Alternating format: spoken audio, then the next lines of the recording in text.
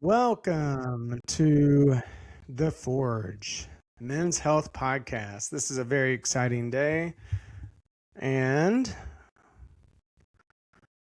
I am host Michael Johnson here, acupuncturist. I've been practicing for around 17 years, and as you know, we love to talk about men's health. We love to help guys through things that they're going through. With me is my co-host, Dr. Ashley May. He's been practicing for over 17 years, naturopathic physician, men's health expert, and just generally a great guy. And today we have a very special guest. I'm very excited because we have Dr. Ray Doctor, a best-selling author, which is exciting. His book was published by the team behind Chicken Soup for the Soul series. He has a doctorate in clinical psychology, over 28 years of experience as a transformational coach. Dr. Ray has shared stages with some of the most influential voices in personal development, like Marianne Williamson, Bruce Lipton, John Gray, and Eckhart Tolle. His expertise has been featured on E! HBO, KCAL9 Los Angeles. He's been in Psychology Today, Men's Health, Los Angeles Times, and his book is awesome. I've been reading it. I love it. So, Dr. Ray, welcome. We are so glad to have you here. You forgot one thing. You said, because you said to Dr. May, great guy. I don't get the great thing? How about phenomenal? Oh, Phenomenal is thank better you. than Thank you. great. I feel more special now, more validated. So yeah, this is just going to be awesome. I'm so excited. You are a phenomenal guy. Like I said, I'm really enjoying your book, and this is just a great pleasure. So thank you so much for coming. Thank you. Thank you for inviting me. So today I want to start off with one of our favorite topics as guys sometimes is discipline. And I want to ask you, Dr. Ray, why does discipline break down over time in your experience? Because free will alone is not enough. So if you don't have the emotional juice behind whatever you are setting your mind to, whatever that action is, whatever that commitment is that it'll eventually break down. And men listening to this know what I'm talking about. And they'll always say something more like, I lost motivation, I'm procrastinating. But those are just symptoms of maybe a misalignment in the first place. And so that's why it's very important to recognize that, sure, it could be discipline that, say, helps you. But like, for example, Mike Tyson, he said that when his opponent was getting up at 5 a.m. to jog, he said, I would get up at 3 a.m. or 4 a.m. And people would say, he became the champ of the world because he was so good. He was this, he was that. They don't realize how hard he trained, how hard he really trained for that. And I wouldn't say necessarily there was so much discipline in it. He was really passionate about it. He really wanted to do something different with his life. He had something maybe to prove, even if it was a negative leverage, you know what I mean? So here's this kid coming from the projects, had a lot of anger, had a lot of passion and whatever. And so maybe exercising for him was his identity. Maybe exercising and becoming the greatest boxer on the planet wasn't so much even about, say, being a heavyweight champion. It was about whether or not he could do that for himself. But that would be an example. And many of us have moved in that direction, such as when I got my doctorate, that I wouldn't say it was discipline. It was something more in me, like such as working with clients, being able to be in service and seeing that my expertise was helping people.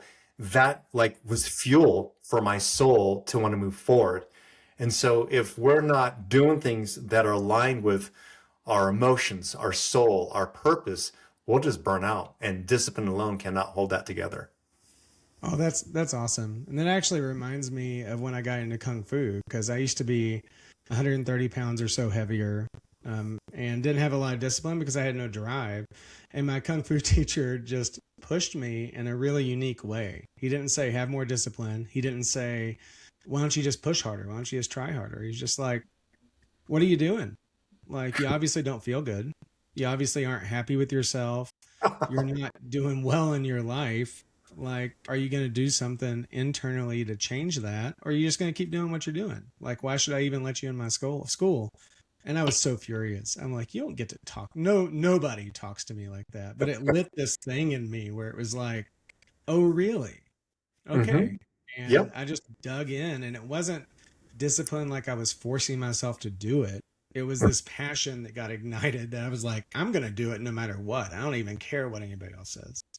Exactly. I'm so glad you shared that. Yeah, that's what I'm talking about. It could be where you're like, F you. No, I'm gonna do this. I can do this. To also, Mhm. you kind of going, you know what? He's right. I don't like what he's saying, but it's truth. Yeah. And I I'm, needed to hear it. Go ahead, Dr. I'm curious, Dr. Ray.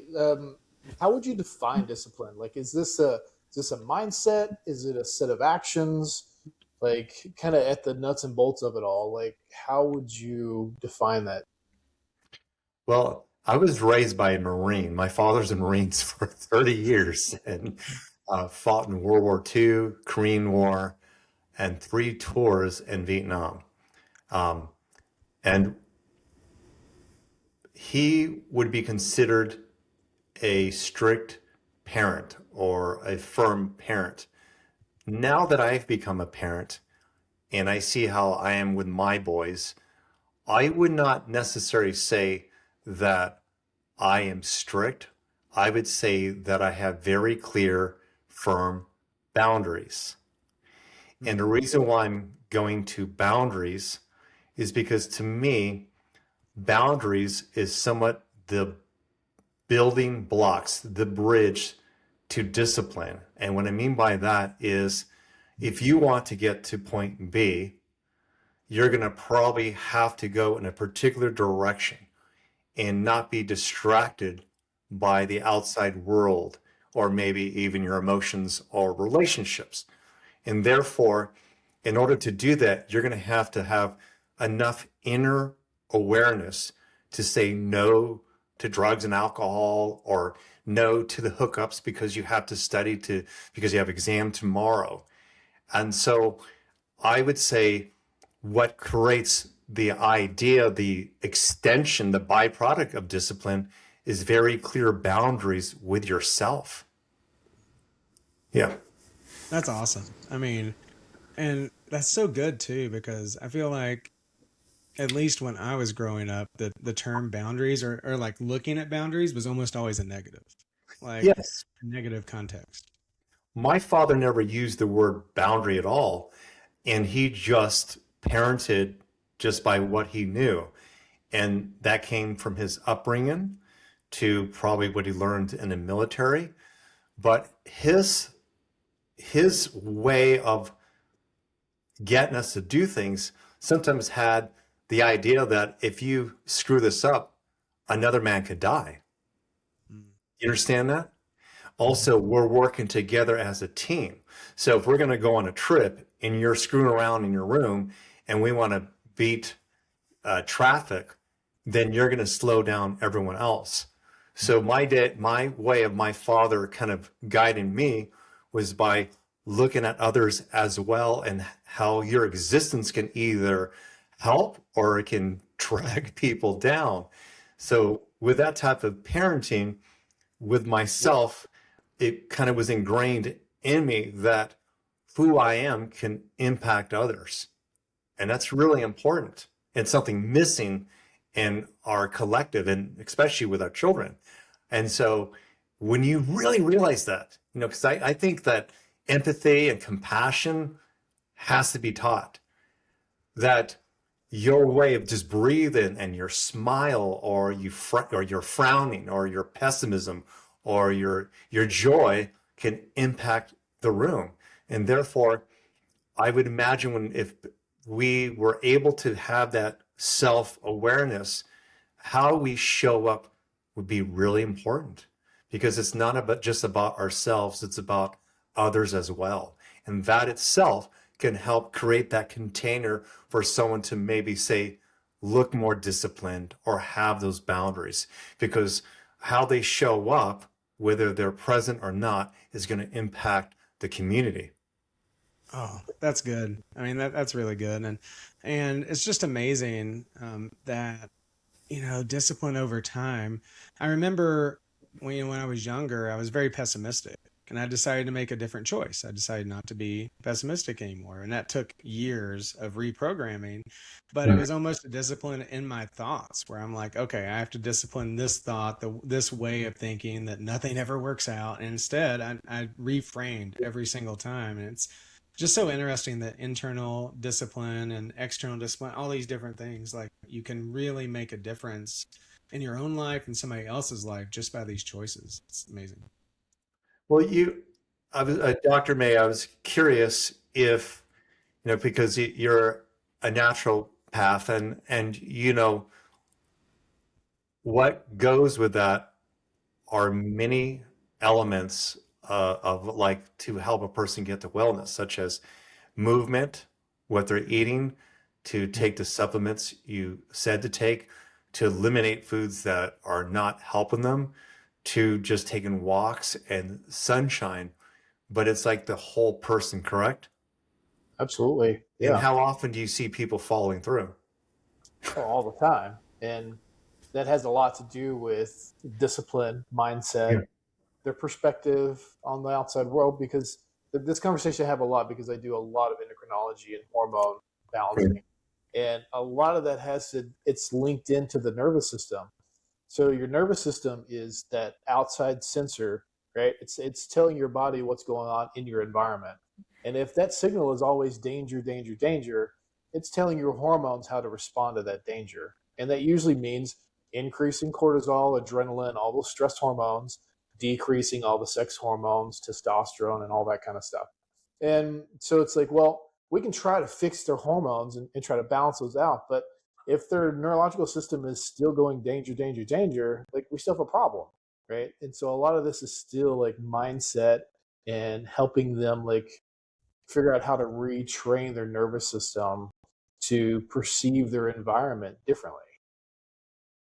Yeah, would you say, have you noticed also that for some people, no matter what you give them, it doesn't seem to work? Like it's like their body doesn't register it. It does, their that would be the gut doesn't digest it, doesn't break it down. You're like, what is happening with the environment? And it's Yeah. stress. It's like, it's almost like you give them a supplement and like they're at the same time they're being chased by a tiger. Like Mhm. that thing's going to go in their mouth and out their ass, and nothing is going to be absorbed, you know? Absolutely. Yeah, absolutely. And this is a conversation I had on a daily basis with patients. Like I can load you up with medications and supplements and everything we want, but if you're not changing that mindset and those habits, like we're chasing our tail here. We're not going to make any progress. And you're likely to experience more side effects, especially with the testosterone. So I get a lot of that. Guys come in, they feel terrible, they know something's wrong. They think testosterone is going to fix that for them. And it's like, well, testosterone is an amplifier. So if you've got trash in, you're going to get trash out. And testosterone is going to amplify that. And you're going to likely have more side effects from the testosterone than you're going to see benefits. And so that's not going to fix your problem. It may help if we can change these other things too, mindset and discipline being a big part of that. Well, when you talk about the testosterone, you talk about also like they have unhealed stuff and they have anger. It's not that the testosterone did it; it's that it just amplified it and it came out of them. Absolutely. Yeah. Yeah. Funny Yeah. story. And I've seen this happen, especially Yeah. early on in my career where I thought that, just balancing the hormones would help them. That would be the thing that helped them move in the right direction. And then we could work on all the other stuff later. But I did see a few cases of men who were very angry, at life, at, circumstance, whatever it might be.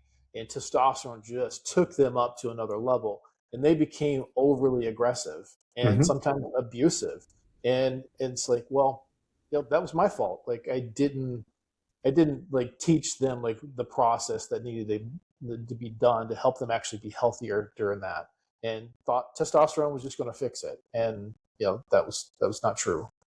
I shared with my partner this weekend that I was a steroid user in the 90s. I didn't do it often, but I did it probably, I think, 3 or 4 times. And it wasn't by a doctor, and it was done illegally. And uh, somebody had cut me off, and I just went into rage, and I jumped out of my car, went to their car. I opened up the door, and it was an old man. Mm. And immediately my heart sank. I started to freaking cry. So now Mhm. the old man's thinking, this guy's freaking crazy. He's jumping Yeah. out of his car. And then all of a sudden, this man, I was more muscular. And I'm like, I was enraged, starts crying. Like I used to look like a psycho. And in that moment, I caught myself going, oh my God, I'm not this person. And it was that. I was young. I was like 23, 24, pissed off at the world, taking, well, first off, I was taking steroids because I didn't feel good enough. I wanted more muscle. It wasn't like I needed it, but whatever was dormant below, it came out. And sometimes there's like this backlash or the idea that testosterone turns like men into assholes. It's like, no, like if you squeeze a lemon, you're going to get lemon juice. You squeeze Yeah. an orange, Yeah. you're going to get orange juice. You squeeze Yeah. an angry man, anger is going to come out. So, Absolutely. It'll take an asshole and just make him a bigger asshole. So it's yeah. Yeah. And I've also seen where I've had men uh, not having any control of their emotions. And I'll say, go get checked. Sure enough, testosterone's low. They get some. All of a sudden, they're able to regulate their yeah. hormones. Like and because these are like chill guys, they're more, they don't have any anger, but they're like, I don't know, like I'm being indecisive. I have low energy. Find myself being over emotional, not able to ground myself. They find out their available testosterone is really low or something. Yeah, it's a great tool. Yeah. If you're doing the work and you need some support, it can be a tremendous tool to help you build momentum and motivation to really move the needle. But if you're kind of putting all your eggs in that basket thinking it's going to fix you, it's going to be a rude awakening. Yeah, definitely. And I'm really curious, going back to the emotion piece with anger or whatever's underneath. Like, is that just unprocessed emotions? Like, what is that how it affects men as far as their health overall, motivation, moving forward? I'm just curious about that. Well, I'm going to give you subtle anger, and then I can talk about it in 3 different ways quickly. So subtle anger, I can talk about myself as an example. When I was living in Ashland, I was constantly probably pissed off, honestly. I'm not going to get into what I was experiencing and what my son was as well. There's something strange happening. Don't need to talk about that on this show. But there definitely was a lack of integrity there. There's like things happening. And also, I was managing a lot. And so I'm definitely I would say, more grounded person. I don't worry about a lot of things. But I was seeing some doctors, and they were saying, you know, it's showing up in your body that you have a lot of stress. And yet I would talk this way, like on this conversation. You guys would think I'm really chill, right? So just imagine I'm right here, you're talking to me, and you go, well, this test is saying that you are a very stressed individual. And I'm like, what the F are you talking about? But what it was is that deep inside, I knew I wanted to move to a better place that my son would be better received to. Deep in my, heart, there's things I knew that I wanted to change, but I couldn't do it. But it wasn't like I was just yelling at people in intersections. It wasn't like I was getting in fights with my girlfriend, but it was collecting in my body because I wasn't talking about it. That's it. So men saying, oh, I'm not going to talk, complain over spilt milk, that still builds up in your body as stress. And here, I'm going to the gym, I'm eating well, I'm in good shape, yet my body was carrying that stress. So that's subtle. And sometimes it could be this parenting. You love your child, but if you clean up the room and they make a mess, you clean the room and they make a mess, and you're trying to tend to something else, well, you might not like call your son a name and rip them apart because, you know, there's that part of you that knows that's why they call it parenting. And this is like something they need to learn. Where does that stress energy go? It's in your body. Mm-hmm. And if you're a man and you hate your boss, but you work there for the paycheck, that energy is probably in your body. So that's subtle. I wouldn't call it anger, but you know, but you can imagine I could probably at any moment maybe snap if someone like crossed the boundary because that energy's there. Okay. Mm. Then you have men who never witness how to problem solve in a healthy way. So their go-to is like going to from 1 to 10 very quickly is they modeled their mom, their dad, and whatever. So it might be more that they haven't learned how to feel something before they explode. So therefore they, you know, they hold it in and finally they snap. So that's just something they need to learn. You're smiling, Michael. Is that something you experience? Yeah, I feel attacked. Because this was me 5 years ago. I was feeling the same way. I was like, he's talking about me. Yeah, I know. This was me 5 years ago.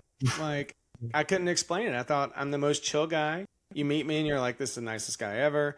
And then at home, I would get to this point where I'm fine, explode. And I mean like 10, explode, yell, like my blood pressure goes up. I can feel my heart rate, and you would never figure. And it, you know, and there was just a lot going on. And over time, I've, you know, talked it out. I've worked through a lot of things, and my anger is way, way lower. But for a long time, I would like, you would have never known that I was Mr. Anger. Well, you said my anger is really low. I would reframe that by saying I have found more joy in life. Oh, that's actually probably a much better way to put it. Yeah, because that's the part of it also, and that is if you have both men and women, but we're talking about men. There are a lot of men who have like a low self-worth. And so like imagine if they are trying to be seen or to be recognized. They want to be appreciated by their partner, by their efforts. To a big part of their sense of self is by being validated. They don't have really good thoughts about themselves. They might not be an aggressive man, but in time, like that, in a way, they are talking negatively to themselves. And you might see this in defensiveness because, every day, there's these negative thoughts about themselves. So when their partner says, you know, you keep like leaving out your towels or your shoes in front of the door, I almost trip on them, that man might explode. They get really defensive. And it's not about the towels or the shoes. It's that they have spoken unconsciously or consciously to themselves of all the things they're not doing right in their life anyway. So when their partner or boss, like, you know, goes over like, their job performance and they get negative feedback or constructive feedback, it's like they really internalize that and they could explode. You know, these are different. I can come up with different ways where I've seen men kind of hold back and get angry. But if you notice in all of what I just shared, the 3 different levels of like anger and like in examples is just talk. Mm-hmm. Just talk. Yeah. Talk about it in real time. That's it. Yeah. It's so important. Like you, Mike, I remember as a teenager, like my life was great. Like it wasn't due to trauma or other issues. But it was all those small little things throughout the day where I wouldn't talk about because I felt like at that point, like being a man meant being strong, not having to talk through those things, not showing weakness. And because of that stuff just kept building up. And I remember just feeling intense anger as a teenager and not knowing where that was coming from, to the point where I had to find outlets, football. My parents bought a punching bag because they saw the same thing. I'm just angry for like no apparent reason. and I needed something. I needed some kind of an outlet there, and not until years later, finding older men to talk through like some of those things, like and figuring out like talking is a good thing. Like getting that stuff out, processing that stuff is good. Otherwise, it's going to build up and it's going to explode at some point in time. Yeah, it's I would say that, and this is a generalization, and I wonder how people will receive this, but oh well. So the way that I know men from my generation and your guys' generation, that the way that you've come to know about life and getting what you want and so forth, the it's typically by being validated for something, and then you get the woman, you get the respect, or whatever it is. So, as an example, for many men, for them to attract a partner, they have a belief that they're going to have a certain amount of money to provide. That's something that's been put on men uh, in order to maybe attract a woman or have people respect you, that you're going to have build a name for yourself or something like that, uh, or be good at sports. Like there is this idea for many men that in order to get things in life, you have to work for it. Are you in agreement here? Like you have to Absolutely. really work for it. And wouldn't you agree, for most of us, we followed that map. We worked really hard and we didn't get shit. Yeah. Every day, there are young men, old men getting a shit sandwich fed to them. Mm-hmm. A lot of angry men. Mm-hmm. And you can have more men who are out there now going, there's all these feminist women out there where like I'm trying to open up the door and I seem to piss them off. I like chivalry gone or something? Like they don't know how to be with women. So you even have men like, darn, like I don't know how to be attractive to a woman now. And I'm not saying this is all about being with a woman, but I would say a big source of joy for men is that sensuality, to be able to connect, to have that companionship. And so when we're not able to create that, attract that, like might feel very unsatisfied with life. And so I'm bringing this up because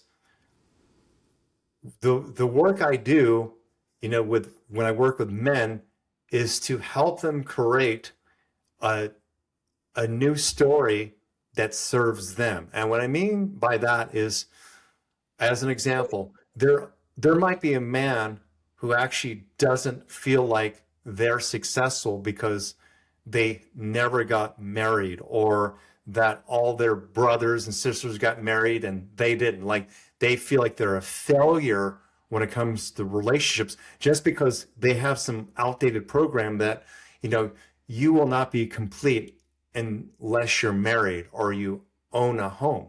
Well, if that is a program that a man has and he never achieves that and he believes that, he'll live his entire life as depressed, unhappy man.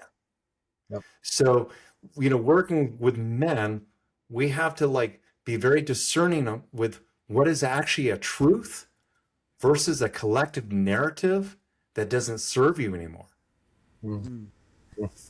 That's really good. I have this conversation a lot too. Like just talking through, like we often have this perception of reality and this sort of the background talk, right? Mm-hmm. Like what are we telling ourselves about ourselves?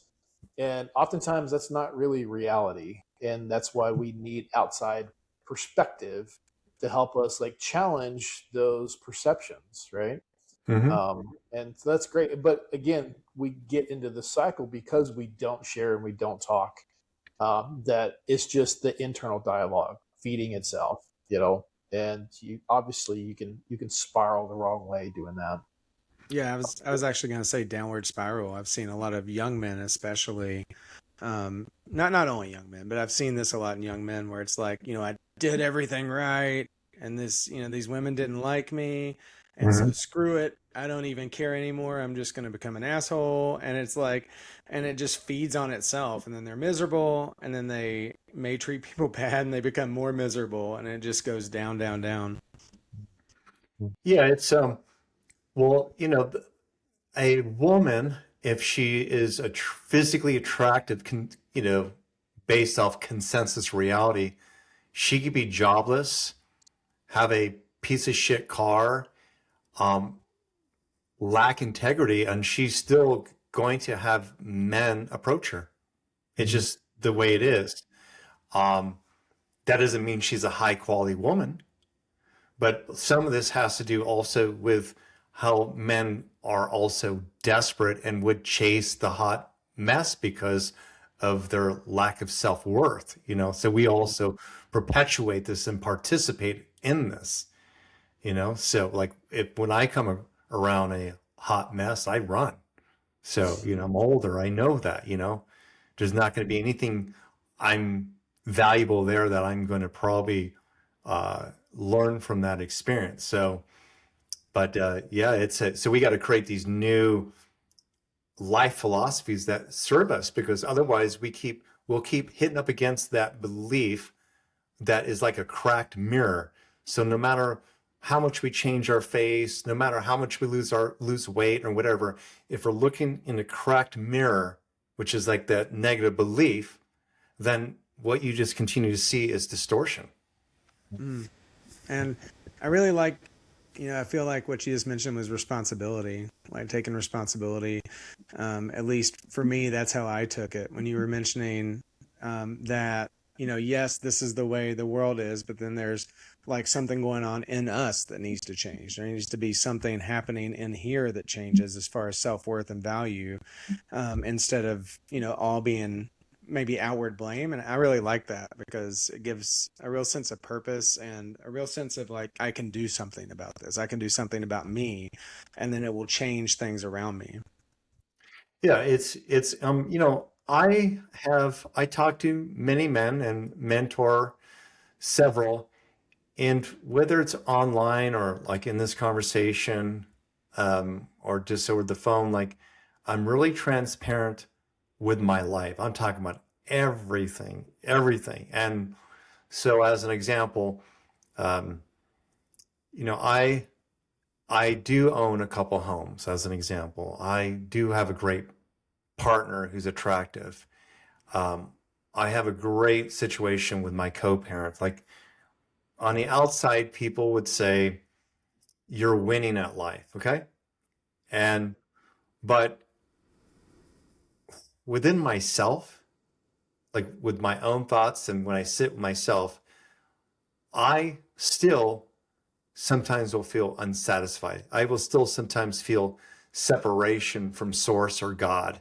Uh, and so therefore, because I know that that's my mind, I also know it's not true, but it doesn't mean that in that moment I'm feeling good. But I'm able to catch it very quickly. And even now, I'm going through a certain experience. I wouldn't call it a midlife crisis. I wouldn't say that I that I'm struggling with it. It's just I'm accepting some things. So as an example, I turned 57 in August, and I'm not retiring. I'm not stopping my life. I'm still kind of creating and doing things. But I also noticed that my motivation for, say, going to school was different than where I'm at now. My motivation to do music when I was younger was different than where I'm at now. So now I'm 57 and I'm set in many ways, but I'm like, wow, uh, there's so much more to life to live. To should I be doing this? Like, do I have the energy now at this age? Do I want to do this? So I'm even still with, say, the illusion that I have things, I'm still with myself. I'm still with myself and my thoughts. And I want every man to hear this, that every man, myself, including the host here, we're there with our thoughts. And we have so much power and control over our agency. And by taking personal responsibility, we can really shift how we feel, how we think about things, and we can create more of the things that we really want. And I even talk this way, and I will share with, it mostly happens with men over women. Well, I'll say, here is the steps, 1, 2, 3, to get to the root to create what you want. And here is the doing it the negative way. You might get laid and skip the steps, but you're going to end up suffering in the long run. They'll choose this skipping the steps. A lot of men still don't want to do the inner work. Like still today, I still see men, but as far as, and I hear this from my female friends as well, it's like majority of the people who like seek transformational work and self-development are women. It's still like 60 to 70%. And then maybe you'll see some men come in. I don't know, like Michael, do you see a lot of men come for acupuncture or yeah? Nope. I always joke there's two types of patients. Not always, but mostly there's women and there's the guys who are forced to come in by the women. Well, that's how it's for couples coaching, dude. Yeah. Yeah. I have the 3 Ps. 3 reasons why men come in to see me: pain, their partner forced them to, or they have penis issues. Like, yeah, that's the majority. Yeah. Yeah. Yeah. So I it's a real thing. Like I know I'm hoping that this reaches, men out there, because if they're listening to this, that I know that they're thinking about things more than the average guy. Yeah. And there's this story that women don't want to be with men anymore, or these women are too strong, or they're whatever. It's not that. Women are wanting men to match them emotionally. Women are just wanting men to just take some accountability. Say sorry. It's not a big deal. They're going to love you anyway. Just get over yourself and work on your emotions, and if men can really lean into that, they'd be surprised how they can really create a harmonious relationship, and they can attract women and other things in their life with a lot more ease. When I go to typical, I don't go to many, but like when I go to God, it's been a long time actually, because I haven't been to Los Angeles, and that's where I would see it more. But like the typical guy, outing, they're talking about what they've accumulated, what they've gathered, money, and it just bores the shit out of me. And I would never really be that interested in those conversations. And it would be guys talking while the wives or the single women were in a different side of the room. And I would always go to that section, because I want to be talking to women who are talking about real things, feelings, to, not all these surface things. And if it's not about men changing who they are, it's just becoming a little bit more self-aware and reflective, and just have some emotional resilience and understanding. Man, I wish I would have heard this about 2 decades ago. I learned it later in life, but it's so true. I remember when I got to college, I went to college and I'm like, what's a man supposed to be? A man's supposed to work hard and not show emotions ever, because you got to be strong. And to be strong, that means you show no emotion. That's kind of the way I was raised as a Southern boy in Tennessee, and what I took on. And it would have helped so many relationships and so much if I had learned that lesson so much earlier, that it's okay to, experience and share emotions. Like these are good things. It's not just okay, it's a good thing. And, I just internalized for so long until I finally figured out, 5-6 years ago, that way just didn't work. Yeah. I'm curious, when you, and this is for both of you, when you start to see or feel like yourself spiraling like that, what are some practical things that you do, whether that's like changing the narrative or whatever? what are some things that you do to try to stop that and like sort of recalibrate yourself? I'm going to give you two responses. So the first one would be if I'm looking for a Band-Aid, meaning I'll call the Band-Aid because it doesn't heal the issue. It's yes, if I see myself kind of going to a negative place, it could be simple as taking a walk. That's happened with my partner who's pretty self-aware where I'll take a walk. That's all it takes. Because because when you're stressed, you cut off your oxygen. So your brain's not even getting oxygen. And my brain is not going to help me get through this. It's going to be my heart and my more relaxed presence. So it's taking a walk. There's other techniques that a person can do as well, such as, putting their hands over their heart, closing their eyes and breathing into and I'm sure their monkey mind can go there, but if you practice this at least 5 times, most people will have a visceral experience, such as they'll feel the warmth of their hands over the heart, they'll breathe, and the questions they can ask themselves is, where am I right now? Where am I right now?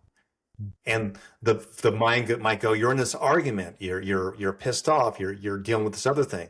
The next question would be, where would I like to be? Right here. That alone is going to calm the nervous system. That's going to center you. So those are little tools to get a person to be grounded. Now, the second part of this is if you keep getting triggered about the same thing, then there's a belief in there, kind of like what we spoke about earlier, of some self-judgment or an expectation you can't meet that keeps getting triggered.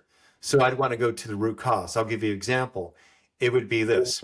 Let's just say it's a man, and every time he sees his partner taking pictures with other men, he feels insecurity.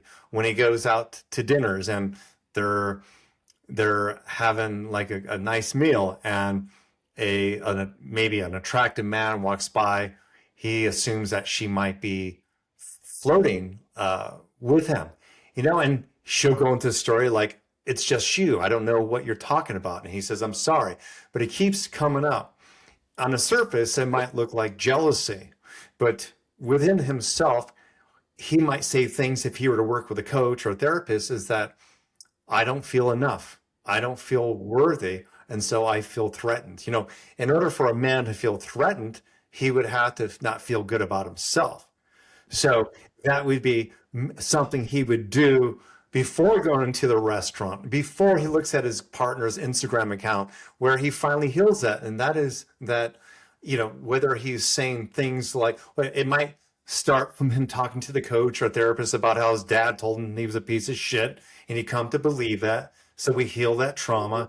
Then it goes into, okay, well, now that you know that was your dad and he was a raging alcoholic and pissed off at himself, how do you want to talk about yourself? He might say, well, I just don't feel like I'm enough. Why? Well, I never made a bunch of money. Well, so you're saying your sense of self is based off of making money? We need to get clarity with who you really are as an authentic human being. So we will get to that space where this man is like recognizing, wait a minute, why am I fucking even talking about this? My partner's with me because how I am now. And I'm creating this story of separation while she sees me now. How do I need to love myself now? So that man might practice that. We might do some different types of modalities that I use to finally they recognize that, with her or without her, I am amazing. And so he's no longer, say, jealous or triggered. And that would get to more of the roots. I love that. That's good. Yeah.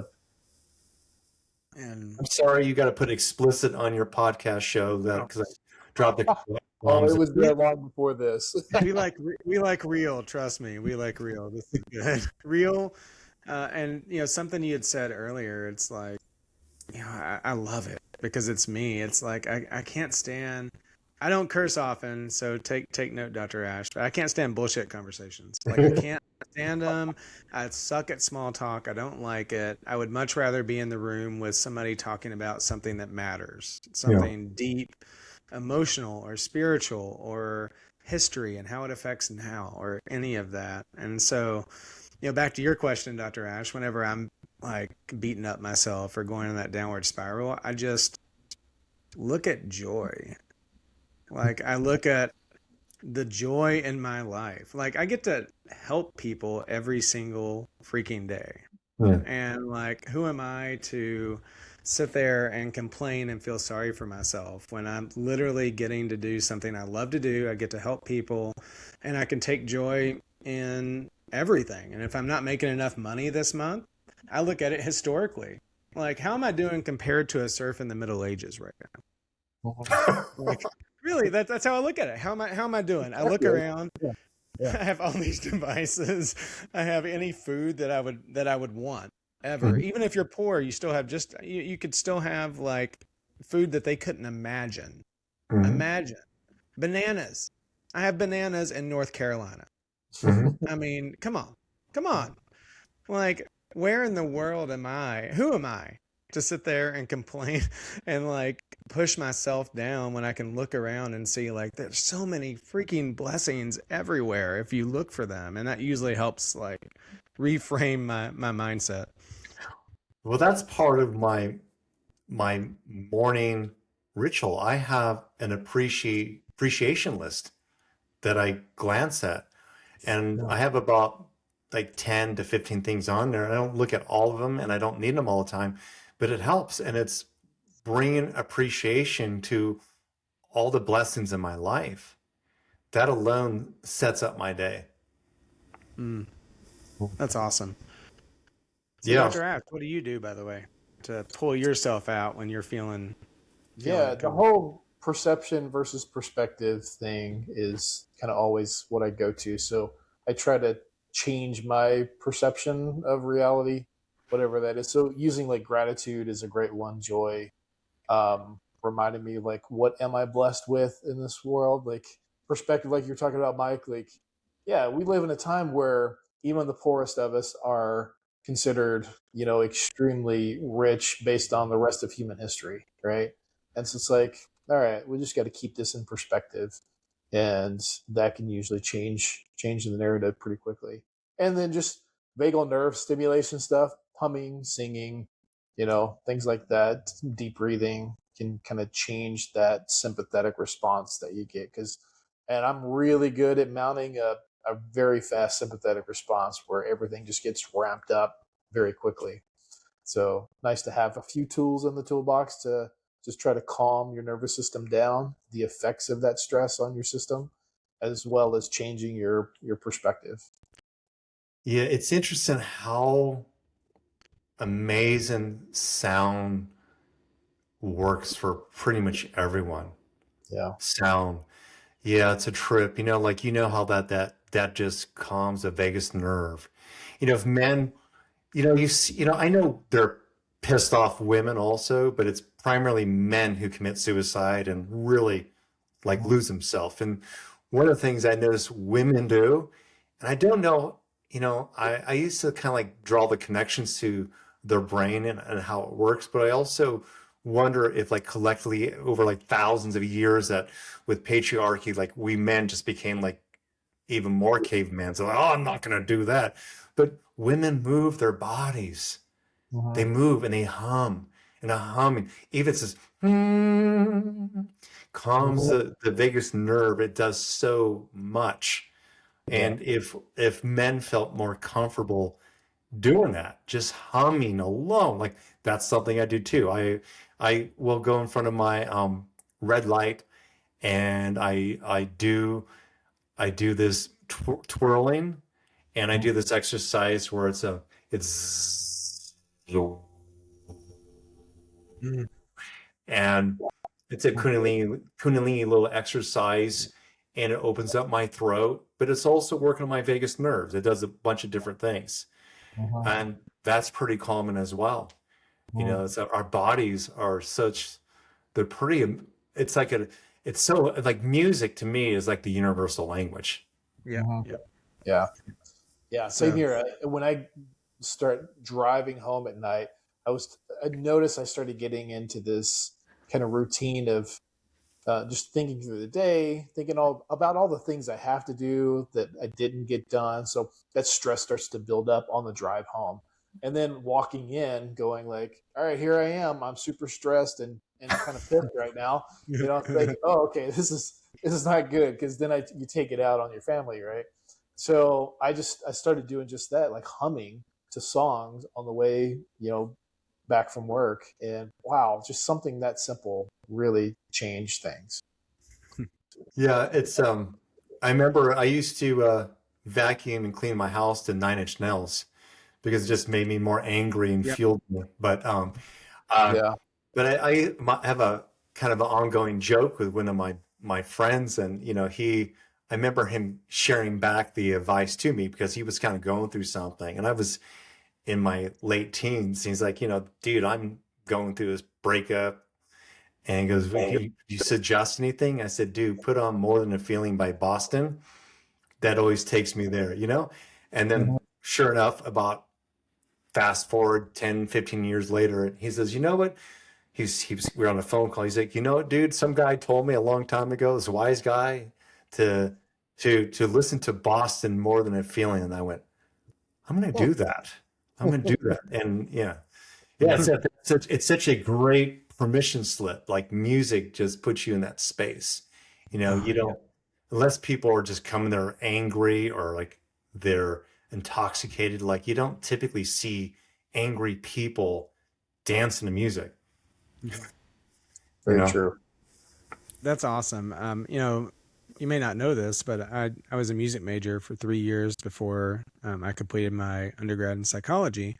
And I figured out not the reason that I love music. There's a lot of reasons I love music, but one of the biggest reasons is that I told you when I was younger I couldn't express emotions, or I didn't think I could, and I expressed through music. Yeah. And so I have all these different genres. I love just about every genre in different circumstances.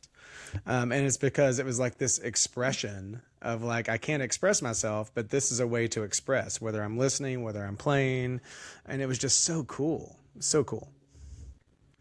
Yeah, definitely art is such a great outlet for, I would say, anybody, whatever that medium is, whether it's painting, clay, music, dancing, gardening. It's not one way. It's like what works for you. And if it feels like ease and natural, then that's probably the right thing to do. So I did have another question for you. It's a little bit, I guess it's on topic because we were talking about, what's underneath and how it tends to come out earlier. And I've always wondered about this because I've seen it so much, is how do you deal with the tendency to self-sabotage? Because I've seen this so much in my life, in my practice, where you'll see somebody or you'll be in a very good situation and then you'll just do something to blow it up. And like when I've done this when I was in the past, when I was younger, I didn't even know why. I couldn't tell you why I did it. But you like do something that just drops a bomb, and then like the life just isn't what it was. I'm just curious about that. Well, self-sabotage could come from feeling like an imposter. So therefore, if you move through whatever it is, the people will basically validate that you are a fraud. So that could be the reason.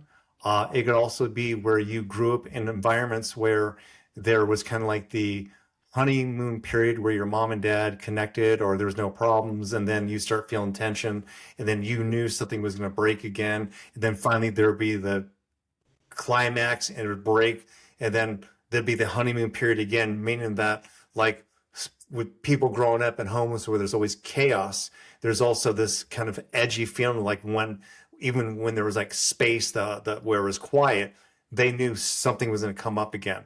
So within their nervous system, when they enter relationships, whether it's with an intimate partner or a business partner, that program can still kind of be there where that they feel it will end in a negative way anyway. Therefore, unconsciously, they basically elicit that. So I, they're preemptively destroying it because they already know like it's going to happen. yes. That's Yeah. interesting. Well, people who are like involved with domestic violence, literally, the the the victim will actually elicit that, like the anxiety of wondering when they're going to get hit is actually worse than finally being hit because then it's over with. Yes. Yeah. So, yeah, it's kind of crazy. I can keep going on with the self-sabotage, but think about what that even means. Self. So, what is the self? If you have a false self, a negative self, a lack of self, like if your self is based off of how much money you make, or if you have an attractive partner, or whatever it is, then you don't even have a strong sense of self. So you're not really sabotaging the self. Basically, it's an inflated ego that finally overruns you. Hmm. That's Yeah. really good. Thank you. Yeah. Yeah.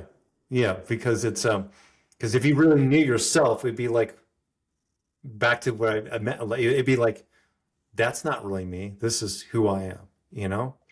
It's funny you asked that because I wouldn't say this is self-sabotage, but it was definitely something I went, oh, this is going to take a little more work than I really want to. And this happened this week. So this is not going to make me sound like the most chill guy and I don't give a shit. So Gold's Gym closed in Asheville, the second one. And I did what I thought I needed to do at the counter. And I'm now at another gym. And they billed me two more times when the gym is freaking closed. And then I get a email from the third party company saying that you owe $100, which is not a big deal. But I'm like, how are you asking for money when, like, you're closed? And they said, well, you could go to the other one, but I can't. It's too far away. And so I got bothered and I sent in capital letters. I wasn't fully grounded. It was one of those mornings where I was kind of doing one thing after another, but also it was about a principle. And I said, I go, I'm not going to pay this. You guys are like, you guys are robbing me. I go, it's like, I can't believe you're doing this, blah, blah, blah, capital letters, and then I get an email back saying, your account has gone to collections. So I'm like, oh my God, for $100, I've got perfect credit. And so I thought, okay, all right, well, for me, it was more out of principle, out of principle. How, however, at that moment, it was more that I was not connected to myself and the ease. I say it was out of principle, but it's more that if I was more grounded, I would go, all right, is this worth this? It's only $100, and this way it could be done. Instead, my overstimulated nervous system took over, and I was like that guy, no, F you. So again, people would say, well, you had the right to do that. It was out of principle. And many of us guys can do that. And in fact, in front of a lot of people, they say, yeah, thank you. You're amazing. You stand up. But they didn't learn their lesson. They're still going to scam people. They're still taking money from people. You know what I mean? And here I'm going to have to like pay the collection agency. You know what I mean? Or whatever, deal with that. So the truth was, I wasn't there with me. I wasn't connected to ease. That's good. That was this week.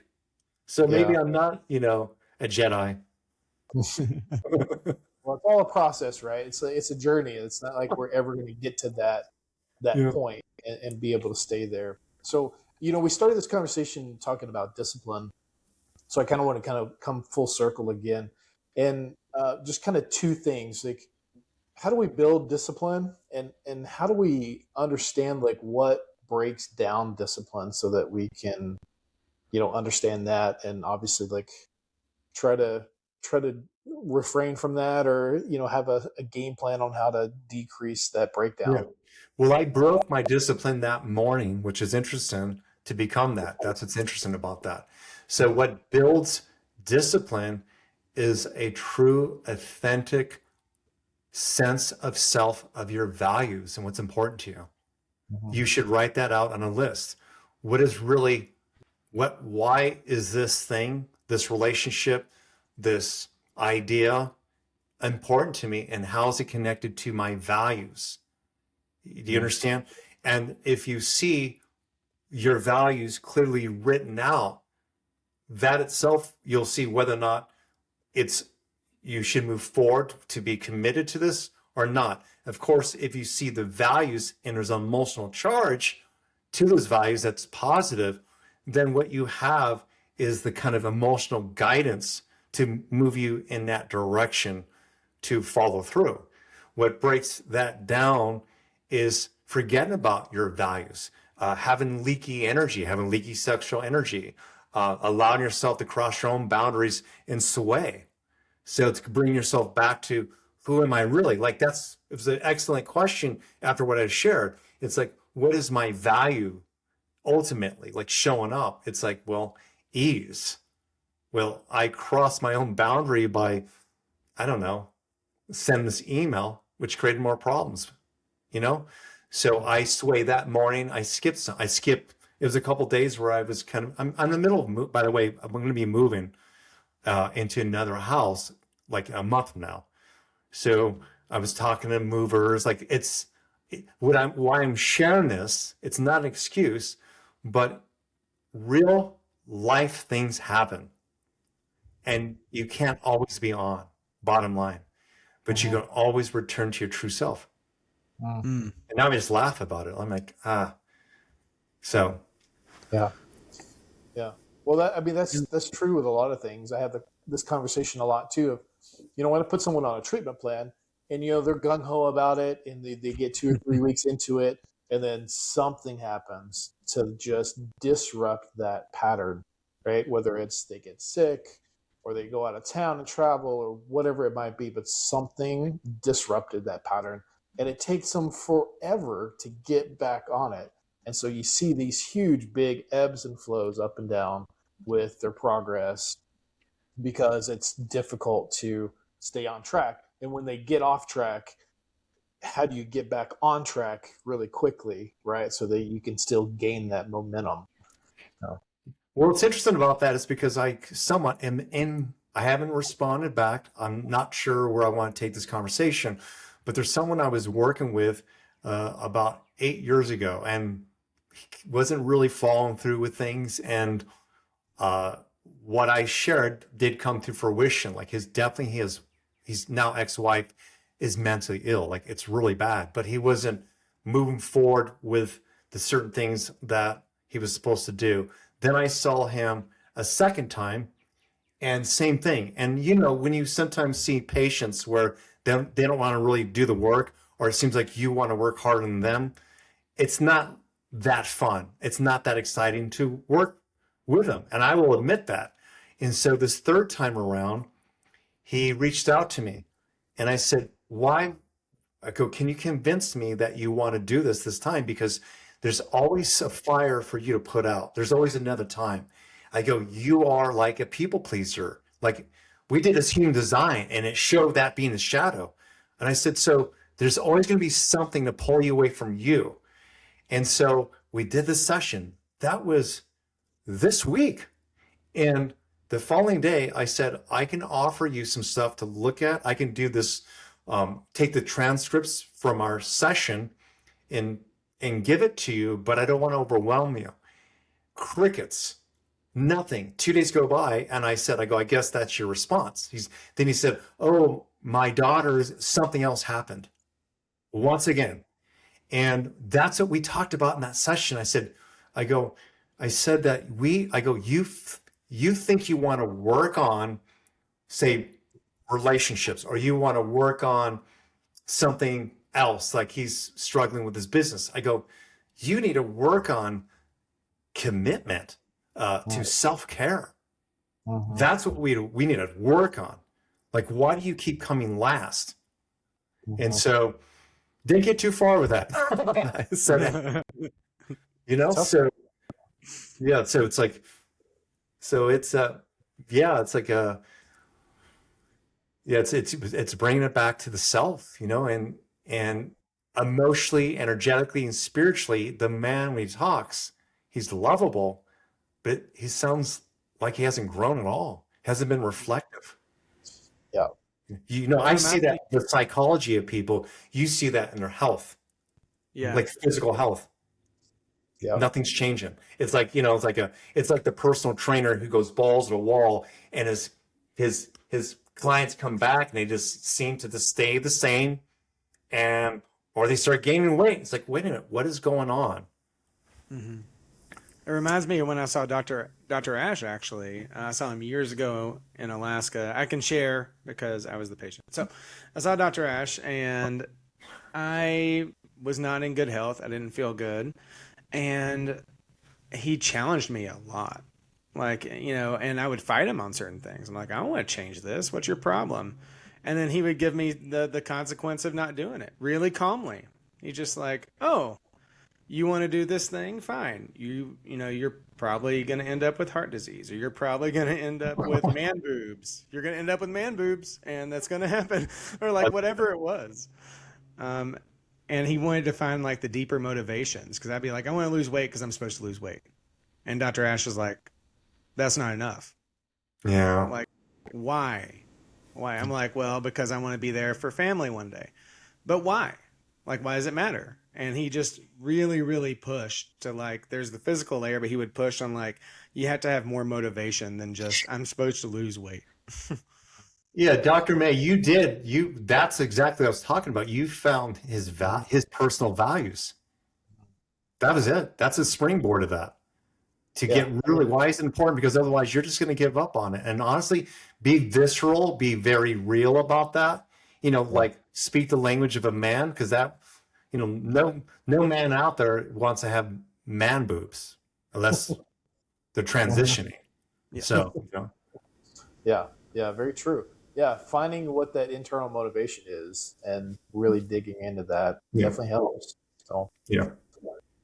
And he never forced either. I actually really love that. Dr. May is like, there was never a force. It was just like, this is your choice. I'm just going to lay out, here's path A, here's path B, make a choice.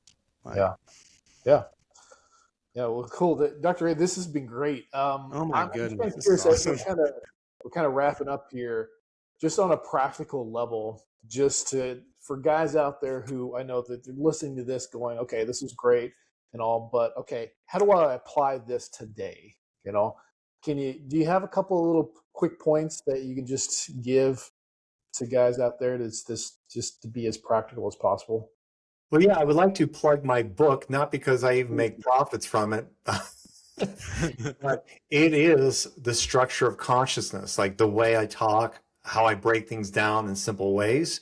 It's kind of a workbook, but it gets to those hidden beliefs that I'm talking about. So I would definitely get my book. All it takes is one, drop your one big hidden belief. And I haven't even forgotten the name of the book. All it takes is one, drop your one big hidden belief and master your life.